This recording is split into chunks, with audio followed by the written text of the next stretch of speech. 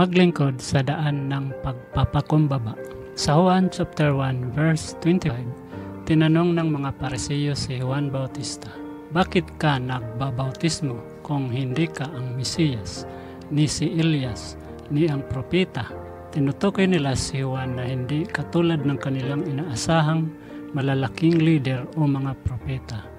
Ngunit si Juan ay hindi nagangad ng kapangyarihan o karangalan. Ang kanyang layunin ay malinaw, magbigay daan para kay Jesus.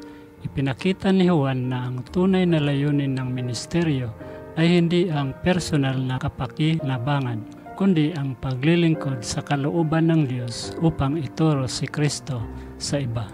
Ang halimbawa ni Juan Bautista ay isang paalala na ang tunay na paglilingkod ay hindi nakabase sa mga parangal o pansariling layunin, kundi sa pagpapakumbaba at pagtutok sa layunin ng Diyos.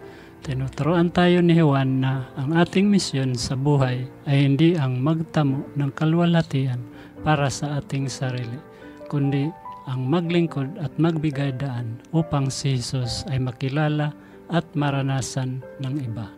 Paghahanda ng daan para kay Kristo ay nangangahulugang pamumuhay ng may kababaang loob, hindi sa pagpapakita ng sarili kundi sa paglilingkod sa Kanya at sa iba. Panginoon, salamat po sa pagpapakita ng tunay na layunin ng paglilingkod sa pamamagitan ni Juan Bautista. Tulungan mo po kami na mamuhay ng may kababaang loob at maglingkod para sa iyong kaluwalhatian.